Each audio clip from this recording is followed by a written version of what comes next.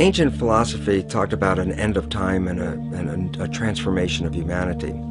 And while they could tell us about when this might occur, they really didn't underline why it would occur. Now we know why we are facing our imminent extinction on this planet and coming to those prophecies and making them real. And that is this. We base our world on knowledge. Knowledge is power. Lack of knowledge is lack of power. Well, the knowledge that we've been operating with for many centuries, and the last couple hundred years specifically, the new scientific knowledge, is not actually found to be valid today, which means we've been operating from misperceptions, misbeliefs about the world comes from. Well, the idea is very simply this: if you don't understand, if you have a misperception of the world, it can kill you. And so the significance, I'll give a simple example, is that if we had an anorexic person standing right here, and you and I looked at this anorexic person, we say, well, this person's near death, skin and bones. And we should ask them, what do they see when they look in the mirror? They say, well, I look in the mirror, I see this overweight, bloated person. And so they have a misperception. And what does the misperception lead to? It causes their brain to send chemistry to their body to reduce more weight. And because of a misperception, they're going to kill themselves. There was nothing wrong with their biology, it was their perceptions that were wrong. Well, we have three misperceptions that are causing our extinction. One is the belief that the material realm is all there is and all that matters, so that matter is all that matters. Number two is the belief that genes control our lives, which make us victims because we didn't pick the genes that can't change them and they have power over us. And the third one is an extension of Darwinian belief that says that the world is based on a struggle for survival. We all know about the rat race. And why is it a rat race? Because our fundamental belief is that if you don't go out there and fight to stay alive, you'll be trampled and killed. And so we see a world based on this Darwinian world, a nightmare of a struggle for survival, which involves war and competition and gouging each other, for each one climbing up on the back of another to stay alive.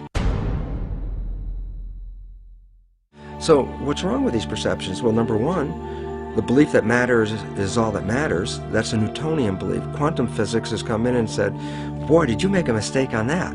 It's not the physical matter that's most important, it's the invisible stuff you can't see, because it's the invisible fields, the energy fields, that shape matter in the same way that a magnet can cause the shaping of iron filings. So if you look at the structure of what's going on in here and blame it on the structure, no, you missed it. It's based on the invisible. But the biggest part of contribution to that invisible from us is our mind. Our minds are shaping the world. So whatever we believe is like a magnetic field that shapes our biology and our life to conform to the belief. So it says, wow, if that's true, then all of a sudden we should put more emphasis on the mind than on the body part. And that if we change our beliefs, then we can save our world. Myth number two was that genes control us, the belief of a victim. Again, cancer's in my family, what can I do about it? Might as well enjoy my life now. And all of a sudden we become irresponsible. Why? Because I said, well, if I can't control it, why do I care? And then irresponsible nature leads us to the extinction as well. The new science says, no, genes don't control your life, your mind controls your life. That your mind, acting through a new thing called epigenetic control, a new mechanism by which the environment or the perception of the environment controls our genetics, is what controls our heredity. And all of a sudden it says, well, then it means if you change your mind or your perception, then you change your biology. And the answer is absolutely. So you're a master of your life rather than a victim. And a third one that says, get all the matter you can, take it from the earth, rape the planet, gather it all in your yard because that's a measure of your success. Turns out, no, it's not. And the competition you use to gather all this matter is actually now found to be destructive, because evolution is based on a cooperation. When we look into the biosphere, it's all a balanced, harmonious community except for us, because our belief says it's a struggle. The plants and the animals behind me, they look at it as this is a garden for them. We're the only ones that are out of the garden by a misperception. Since perception controls life and misperceptions can kill you, then you recognize the fundamental misperceptions on which we base our civilization are the destructive elements leading to our extinction.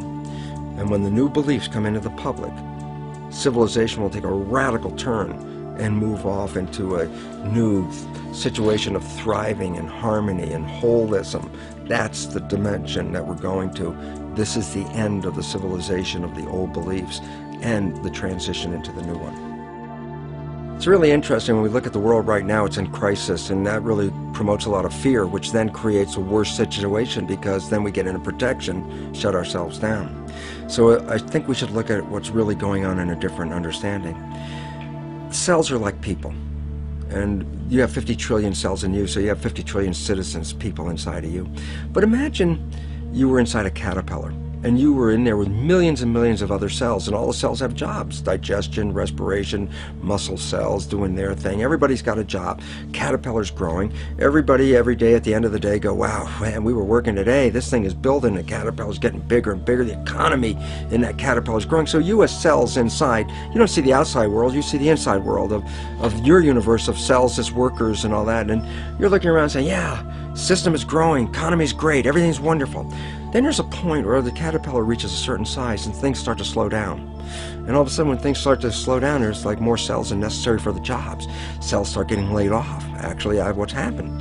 And many cells in this fear state actually commit suicide, which in biology is called apoptosis. They actually commit suicide because they look around going, oh, the thing's falling apart. Everybody's losing their work. It seems like it's coming to an end. And while everybody's in that panic fear, there are other individual cells in there that are not panicked. These other cells, genetically identical, but have a different vision. And they're called imaginal cells. That's the name of them. And these imaginal cells, they're in the midst of all this falling apart of their civilization, are looking and say, there's something better and more beautiful in front of us. They're the ones that create the butterfly.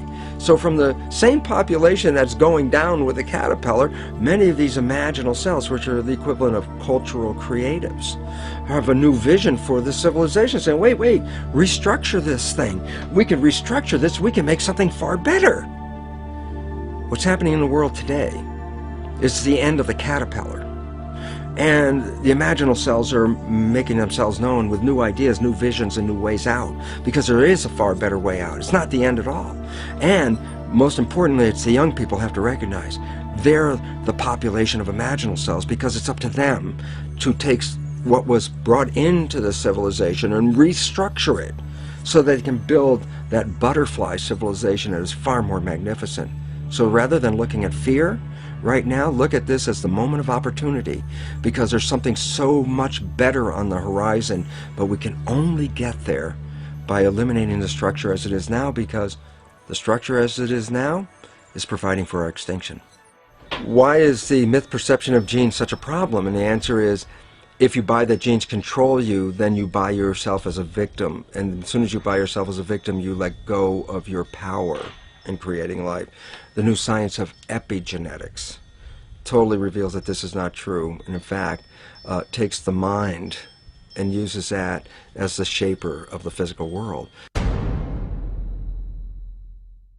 And the third myth perception that is affecting us right now is a Darwinian belief that evolution is based on a struggle for survival, with the fittest being the winners. So that, what does all this lead to? It leads to a belief of materialization, that matter is all there is, and that people fight over the matter, because whoever has the most matter wins, according to the Darwinian theory of having the most and being the winner and being the fittest.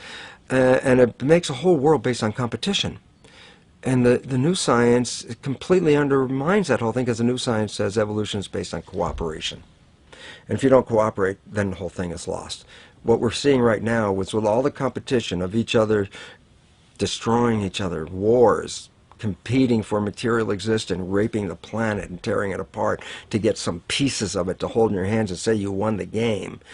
Every one of those moves is destructive, not just of the planet, but of human civilization, because human civilization will thrive with cooperation and will die with competition. And we're caught up in these three old beliefs, these three old myths, as being truth. And if you operate from these truths, then you end up with the extinction that lies before.